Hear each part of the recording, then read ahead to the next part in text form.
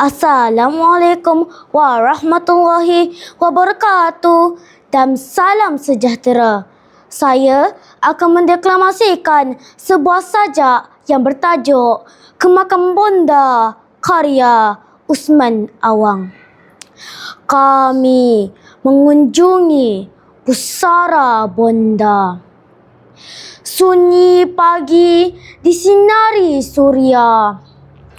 Wangi berseri puspa kemboja menyambut kami mewakili bonda.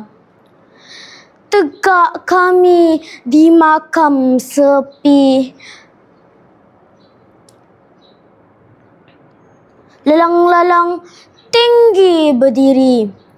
Dua nisan tertapar mati. Hanya papan dimakan bumi. Dalam kenangan kami melihat mesra kasih bonda menatap, sedang lena dalam rahap, dua tangan kaku berdekap. Bibir bonda bersih lesuh, pernah dulu mengicupi dahiku. Kini ku rasakan kasihnya lagi meski jauh dibatasi bumi. Nisan batu kami tegakkan, tiada lagi lalang-lalang memanjang.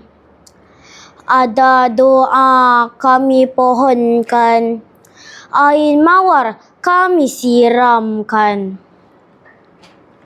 Senyum kemboja mengantar kami meninggalkan makam sepi sendiri. Damailah bonda dalam pengabadian, insan keridil menghadap Tuhan. Begitu bakti kami berikan, tiada sama bonda melahirkan. Kasih bonda tiada sepadan, kemuncak murni kemuliaan insan. Sekian, terima kasih.